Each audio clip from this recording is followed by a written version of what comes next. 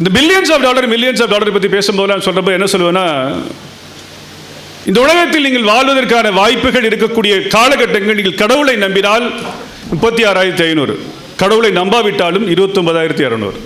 என்ன சார் அநியாயமாக இருக்குது? யாராவது 50 வயசு தாண்டிங்கன்னா உங்களுக்குலாம் 15 நாள் முடிச்சு, 15 நாள் தான் பேலன்ஸ் இருக்குது. 100 வருடங்களை 365 பெருக்கினீங்கன்னா 36,500 தான் கிடைக்கும்.